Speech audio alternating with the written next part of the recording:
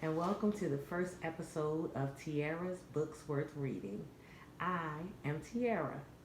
Nice to meet you. You know, I just decided that I know so many people that do not read. And as a person that is an avid reader and a great listener of audiobooks and a voiceover person, I just decided that what was missing today was some enjoyable listening to some of the world's greatest books.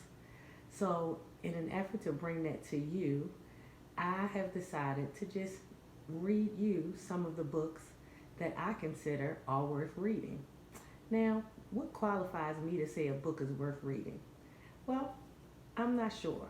I will say that at over 40 years old, yep, that's me, over 40, I've read over 20,000 books.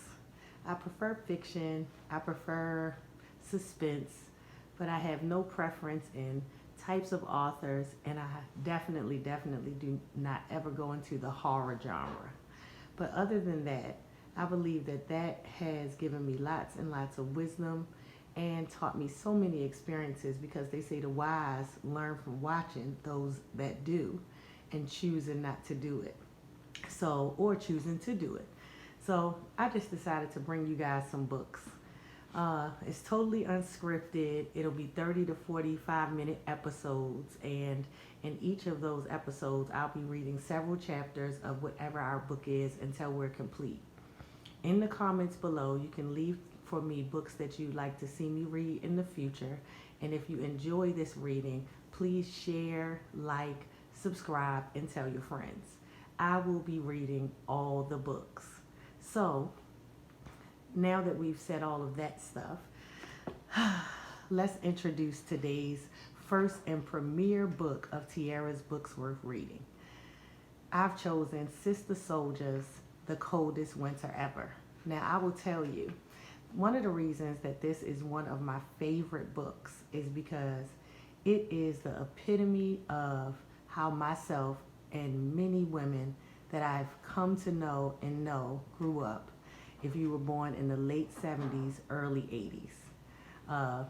We were the generation of the hood, and not just the hood, because I mean, hoods are everywhere and hoods happen, and situation occur, but you definitely know that we experience a lot of what you'll hear in this book. And so it's a book that I keep close to my heart. Sister Soldier is one of my favorite authors. I have a great connection to her that I'll share with you in a later episode, but I have all her books. And this book, as you'll see if I show you, I don't even have the cover of the book. I have it in several copies. I have a hardcover, I have a paper copy that my daughter has, and then I have another copy that I keep that I don't bother, because that's how much it means to me. So I hope you enjoy it. We're going to read the first several chapters, and at the end, if you have any comments or any questions.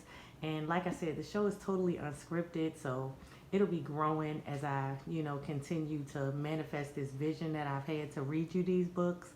But I really do hope you enjoy it. So without further ado, here it is, The Coldest Winter Ever, Sister Soldier. Gotta get some tea first.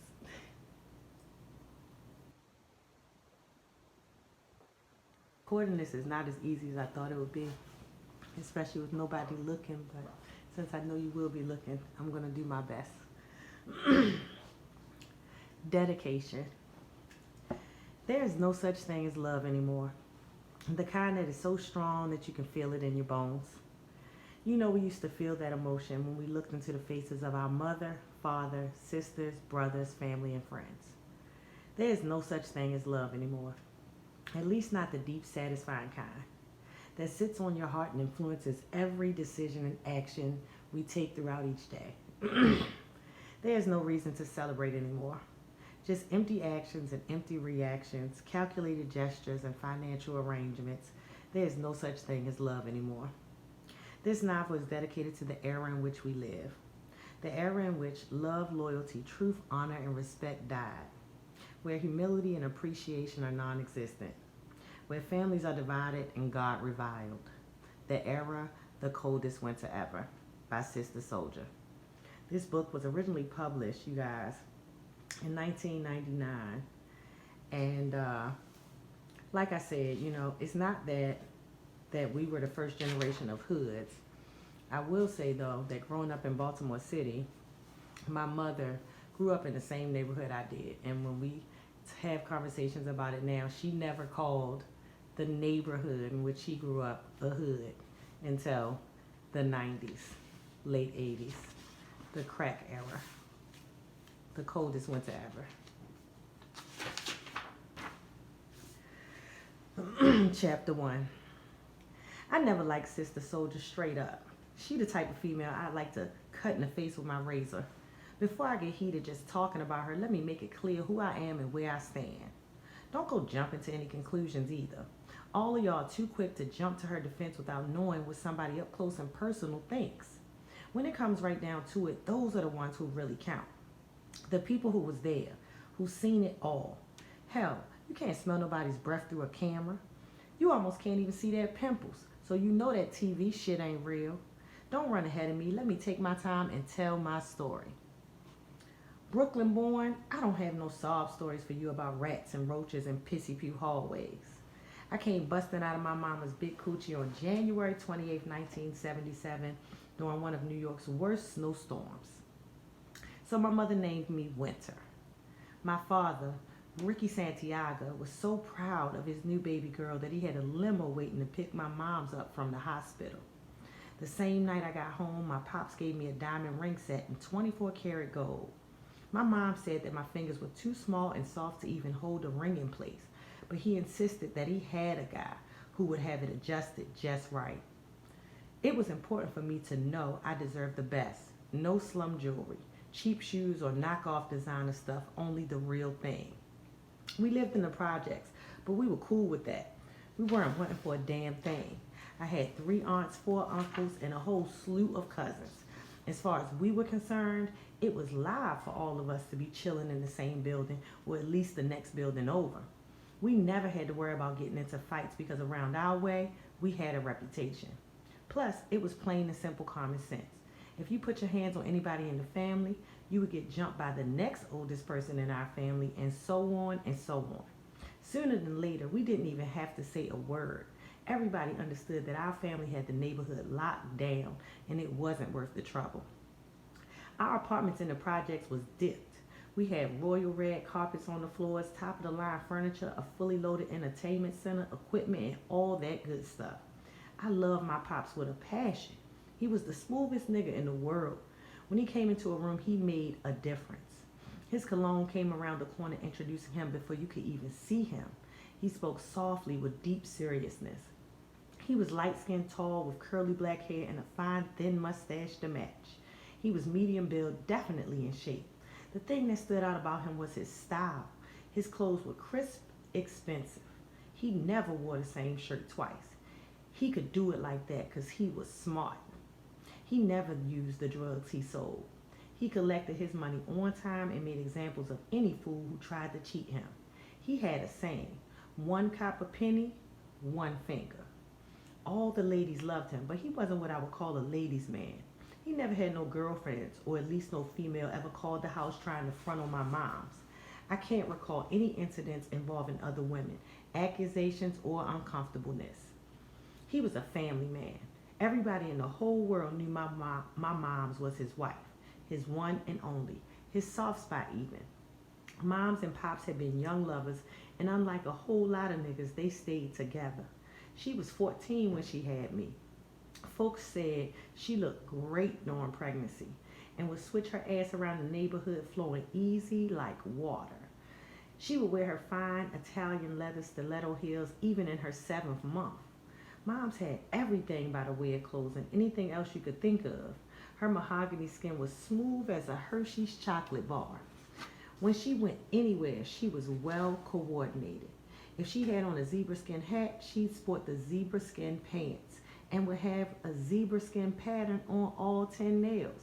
She'd even have the Victoria's Secret zebra pattern panties and camisole. What separated her from every other woman any of us knew was she just had so much class. While the others was putting their imitation leather and zebra skins on layaway piece by piece, Mama wouldn't be caught dead without her shit perfectly arranged. By the time hoes sported their outfits, all their shit was played out, straight out of style. When it came to shopping, Mama had no mercy, and that's the way Santiago liked it. His woman was supposed to be a showstopper. Mama didn't work because beauty, she said, was a full-time occupation that left no room for anything else. She'd sit at her vanity table for 3 hours making sure she positioned each extra long lash on just right. She'd argue with anyone who said she wasn't born with those lashes that framed her big, wide brown eyes that were gorgeous with or without falsies. She made it clear to me that beautiful women are supposed to be taken care of. She would whisper in my ear, "I'm just a bad bitch." Now, a bad bitch is a woman who handles her business without making it seem like business. Only dumb girls let love get them delirious to a point where they let things that really count go undone. For example, you see a good-looking nigga walking down the avenue, you get excited. You get wet just thinking about him. You step to him, size him up, and you think, looks good. You slide your eyes down to his zipper, check for the print inside, you scream, yes, it's all there. But then you realize he's not wearing a watch, ain't carrying no car keys, no jewels, and he's sporting last month's sneakers. He's broke as hell. A bad bitch realizes that she has two options. One, she can take him home and get her groove on just to enjoy the sex and don't get emotionally involved because he can't afford her. Or she can walk away and leave his broke ass standing right there. Having a relationship is out. Getting emotionally involved is out.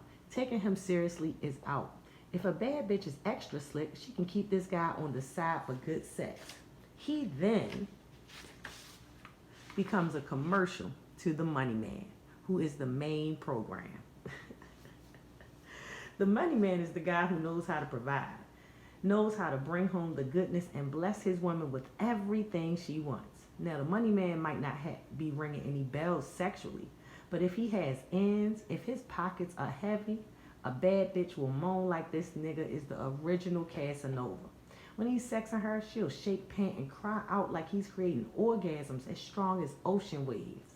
Now, Moms must have been a bad bitch because she had it both ways. She had the money man with the good looks, loyalty, and I know Pops was laying it down in the bedroom. Mom's got her hair done once every 3 days. The shop we went to, because she always took me, was for the high roller girls. These were the few women in the neighborhood who were able to hook the big money fish. They all went to this shop to get their hair done, nails did, and more importantly, to show off and update on shit going on. Earlene's was where we could get our hair done while we collected information on the side. By the time I was 7, I understood the rules perfectly. Keep the family's business quiet. Most things were better left unsaid. Even though this was a high roller's hair shop, we were clear that motherfuckers were jealous of us. My pop's operation was steadily building. As a young guy, he started off as a lookout, but was so sharp that now he had organized his own thing. He had his own workers and whatnot. People knew he was headed to be the next Big Willie by his style. He was respected for his product, which was never watered down, always a fair cut for your money. So me and my moms would catch those jealous glances, but we threw those shits right back. Our attitude toward other females was like, hey, your man works for my pops. Now bow down to the family who puts food on the table for you and yours. Santiago was the #1 businessman in our area by the time I was 13, running things. Although he taught me to never sweat the small stuff, it seemed like every move he made, he thought about carefully. I would hear his key unlocking the first door into our apartment. Then the men he was with, his workers, they would stand in the limited space between the first door and the heavy metal second door that actually led into our place and talk. After they handled their matters, you would hear the first door open, then slam again. Pops would lock it and then unlock the second door to come inside. Whatever pressure he felt, whatever weight or business he had was left in between those two doors. Because when he came inside, he brought his sexy smile, excited eyes, and power along with him. He would show us all love. He would have whatever any of us had ask him for in his pocket, no matter how small the request, down to a Snickers bar. If any of us had a problem of any kind, we could ask him, and he'd make the answer so simple that I wonder how I couldn't have figured it out myself. If something was on his mind, he'd go back into a private room he had Woody the Carpenter build and pull out his chessboard. Funny thing was, he wouldn't play with anybody, just against himself. When I'd ask him why, he'd say, "That's how I stay on top, baby. I look at life from every position. I play from every side. You gotta know what each man on the board is thinking down to the littlest motherfucker like the pawn." Now, Daddy would explain that other players are quick to sacrifice or ignore the pawn, but he was too smart for that. "The pawns are my soldiers," he would say. "If I surround myself with strong soldiers, give them all a stake in the game, then they keep the hood strong and tight." He would look into my eyes as if to ask, do I understand? I didn't want him to know that I dig him so much that I'd listen to him for as long as he wanted to talk, but I didn't give a fuck about a game of chess. He would break down how around our way there was always some young kids trying to spread their wings and test his operation. He said they mostly stupid because no smart guy's going to try to kick in the door of the big man unless he got an extra tight, professional, strong, and ruthless crew. But every now and then, some dumbass young kid who has seen too many Scarface-type movies will try to overtake what can only kill him. He loses, Santiago said, knocking the black king over on the chessboard. He loses because he never understood the game. The up-and-coming dealers on the block was Santiago's number 2 problem. I was his number 1. He loved me like crazy, but was getting nervous about the way men, young and old, was checking for me. It was amazing how in 1 year, from age 12 to 13, my titties sprouted. I even had the ass to match. I don't know who was more excited, the men or me. I was walking around poking my stuff out in any direction that looked good to me. But anybody who stared my way for more than a few seconds was in danger of catching a critical beatdown. Pops had already made an example of at least 2 niggas around my way. Santiago sliced this one dude from his left ear to his right ear. We call that kind of cut a hospital run, but this guy never got to go to the hospital. Santiago let his blood gush out until Doc got to our apartment. Now Doc ain't really no doctor. He just had some medical training in the Army. Santiago calls him when he don't need the police and hospital butting around in his business. Well, when Doc got finished with dude, his cut just bubbled up all the way across his face. Everybody in the neighborhood started calling him Bubbles for that ugly scar. Bubbles' crime was looking at me with lust in his eyes when he was supposed to be installing the safe in our apartment. Now Bubbles was a walking billboard that no one is allowed to fuck with Santiago's daughter. After that, we got the second metal door installed into our apartment, and none of Daddy's workers were ever allowed to go past that door again. Now, Mom thought Santiago's ways was overboard. She told him she was just going to get me some birth control pills and let me go, because when a woman wants to get fucked, she gets fucked. She gets fucked, whether it's in a car or a closet. It's funny. Okay. Suggestions like this just got Santiago more crazy. He made it clear to Moms, Winter is not a woman yet. None of these lowlifes are going to make a trick out of my flesh and blood. Pops will pull me to the side, grab my shoulders with his strong hands and firm grip, stare into my eyes and tell me slowly, only a hard-working man, a sharp thinker who doesn't hesitate to do what he got to do to get you what you need to have deserves you. He repeated that lesson often. I would think to myself, only Papa fits the description. Now I love Papa, but I hated the way he cock-blocked. Every teenage girl wants to cut loose and get close to the fire, but I was like a pot of boiling milk with the lid on. You know, that's ready to explode and slide down the side of a pan. So my peeps kept me busy by giving me all the things to do all the time. I had to watch my baby sisters, Mercedes and Lexus, the twins. That was a real pain in the ass at 8 months old. Then I had to look out for my other little sister, Portia, who was 4. She wasn't half bad since she didn't shit all over all the time. Sometimes the 3 of them kids together got on my nerves so bad they almost made me want to go to school. But my policy was to go to school just enough so the authorities wouldn't kick me out. If I had a new outfit to show off or some new jewels, I knew I'd get sweated for fine. But I wasn't going to report to school every day like it was some type of job when they weren't even paying me for it. School was like a hustle. Teachers wanted me to come to school so they could get paid to control me. What do I get out of the deal? Enough said. I just wasn't having it. As busy as they kept me, there was midnight. I guess he got that name because midnight was about the only thing blacker than him. He was one of my father's workers. He was real serious like my father. He always looked like he was thinking deep thoughts and had a lot on his mind. I figured maybe he had a plan to take over the world. I liked that because he would need to own the world to win me. He never smiled. He didn't joke around like the other niggas in our age group. He did his pickups and deliveries like clockwork.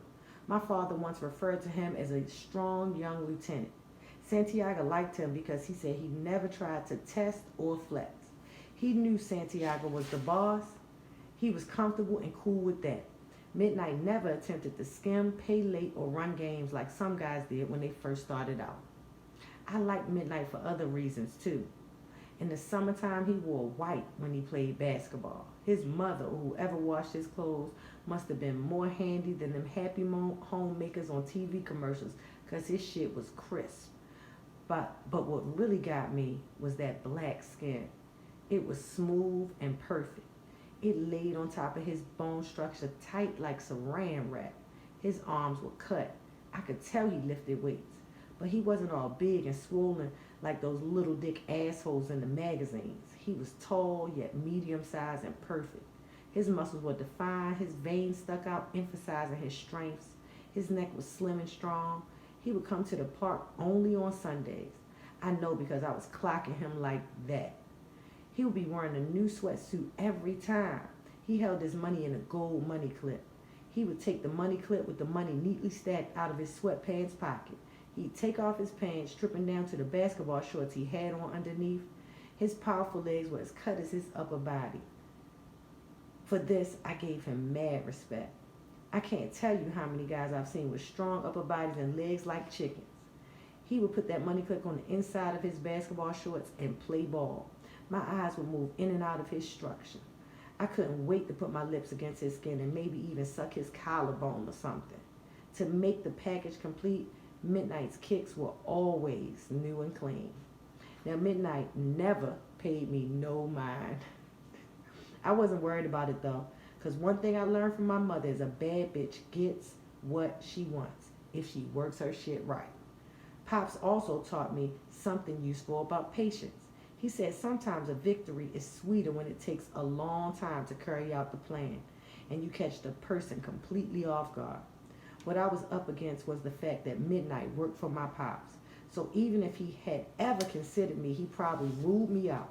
He was 5 years older than me, so he might have considered me jailbait. The worst thing about it was that I couldn't tell either way. You know how they say a person's face is a dead giveaway? Well, Midnight was exact opposite. His face seemed serious all the time. His reactions just didn't show up. Even when he plays ball, he didn't talk trash like the other niggas. He didn't even react when they tried to mess with him. He just seemed focused on the basket, made his moves, scored his jumpers, and he didn't even smile when he won. At first, to get his attention, I did the regular things like rocking my skirts extra mini, shortening my already short shorts, sporting halter tots and cute little metallic bras. As I got sexier, he went from looking at me to almost never looking at me at all. While in his presence, or at least when I was in the same park he was in watching him play ball, I would try to get his attention by acting mad. I sucked my teeth, rolled my eyes at him, still nothing. So I decided to make him a long shot project. Meanwhile, I had my own fun stuff going on. I would let niggas take me to the movies, or should I say I went to the movies with my girlfriends and met niggas there, not wanting to ruffle Santiago's feathers by bringing a worthless nigga home. Sometimes we would just chill at my girl Natalie's apartment. Her mom's was never home, so we had free run of the place. Getting my first sugar daddy was no problem. His name was Sterling. That sounds like a sugar daddy name too.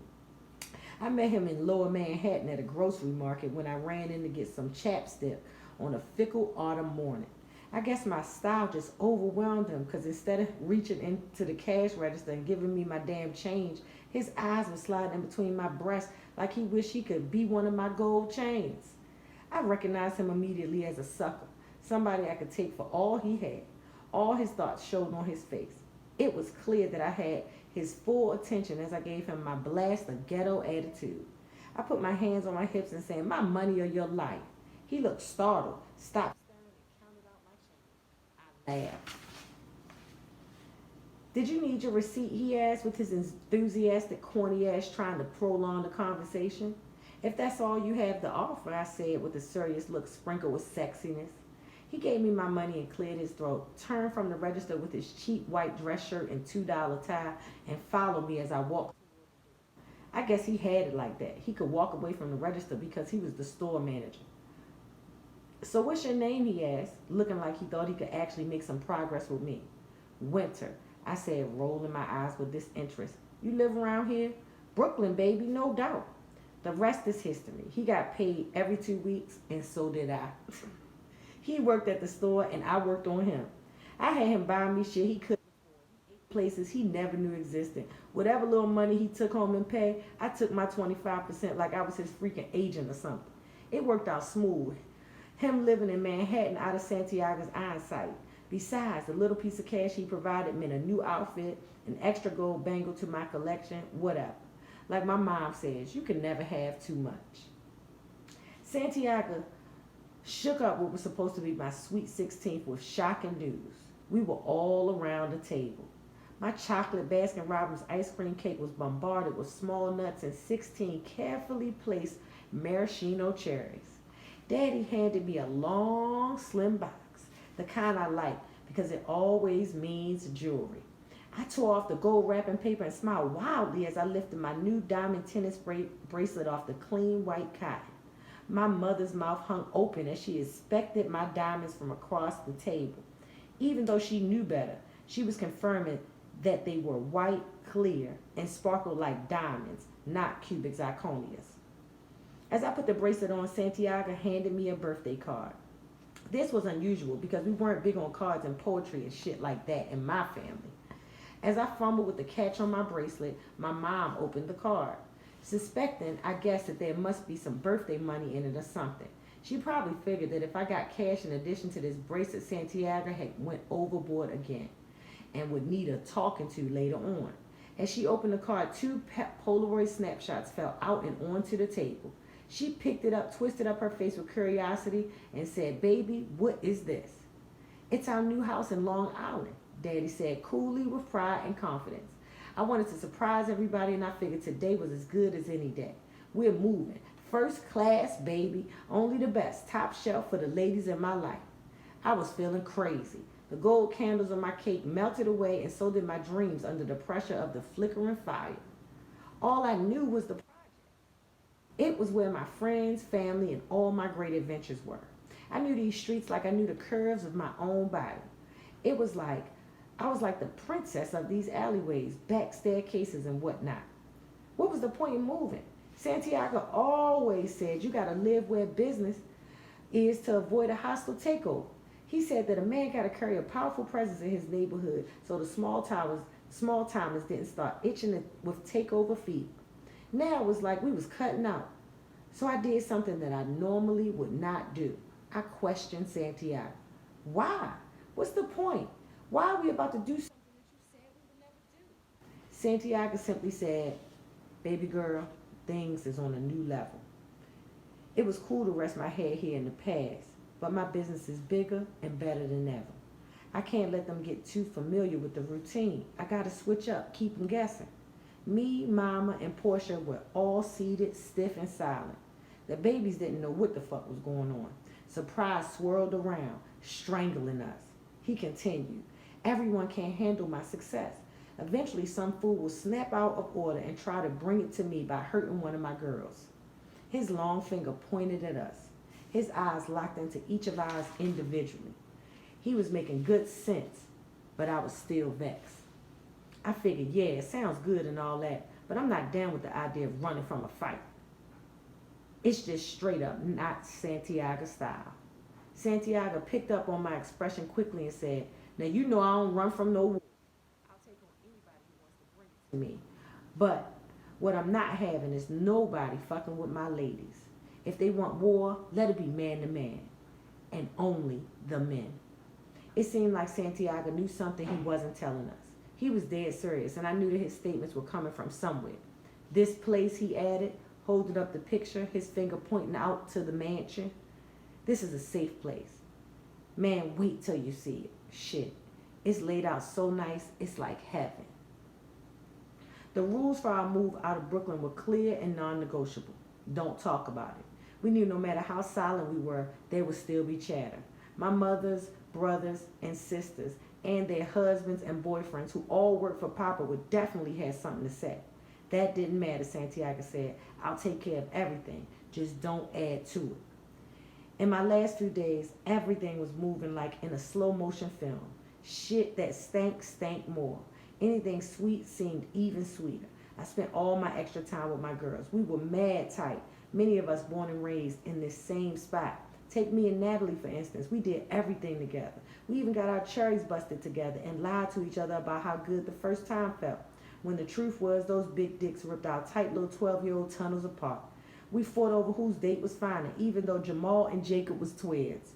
But I knew Jamal was cuter because he had a fine black mole on his right cheek, and that shit was sexy. Natalie said Jamal was the one who made my titties grow because after me and him started getting down, I went from flat-chested to all eyes on me. When my girl Tashi had beef with those chicks from around the corner, me, Nat, Zakia, Simone, Monique, Reese, all of us took off our jewels, greased up our faces, braided down our hair, and had our razors under our tongues ready to go to war before blows could be thrown or razors spitted out. The big doofy girl from the other crew who was supposed to scare us shouted, "Yo, that's Santiago's daughter. You crazy? I ain't fucking with her." Then the chicks we were supposed to be fighting started fighting each other because some of them wanted to fight and some of them didn't. So we started running toward them. We charged those bitches and they flew. We ran till we got tired and cracked up laughing at how stupid they were. I know one thing, they'd never fuck with Tashi again. We blew trees together and then got so hungry we ate 4 family-sized bags of nacho cheese Doritos and watched our girl Asia, the only chubby one in our crew, throw up from a bellyache. Hell, we went from patent leather shoes at 5-year-old birthday parties to matching tomboy outfits and brawls to fighting over whose titties were bigger. Shantae, who was older than us, taught us all the sexual positions. She let us watch while she got down with boys when her mother was at work. She liked the idea of being our teacher. She even taught us how to suck a dick. We had our first beef patties and cocoa bread, bun and cheese, and ginger beer together because our girl Carmen was from Jamaica and used to take us to the spot where the dreads chilled out. She taught us how to dance like the Jamaican winders by moving our bodies slow and sexy like caterpillars. But none of us took fashion tips from her because her gear was out of this world. There wasn't nothing that we hadn't been through in court, including going to the funeral for Nick, whose mother pushed her off of the roof after she found out her man had been fucking her daughter. I was going to miss BK, the music, the vibe, the hot dogs, and mostly the streets. It didn't matter what no one said. Brooklyn is the shit. #1 in my heart. No one was supposed to know we was leaving. But on our last day there, Natalie, who had a way of finding out any dirt on anybody, said to me out of the blue, "I'm trying to get my mother to get out our long distance turn back on so I can make long distance calls." When we parted, she said, "Stay real. Don't switch up on us, bitch." We left in the evening. The whole thing was casual, like we were going out to dinner or some shit like that. We didn't take nothing with us, because Santiago said we didn't need it. Whew. Well, that was chapter 1, you guys. And I hope that you thoroughly enjoyed it. Please tune in for the next section, 30 to 40 minutes. We are reading The Coldest Winter Ever by Sister Soldier, and that was chapter 1. Stay tuned. Drop a like. Drop a comment. Let me know what books you'd like to hear me read next. We're going to get through this one together. And again, I hope you enjoyed the beginning of one of my all-time favorite books. This is Tierra's Books Worth Reading, and I love reading this book with you.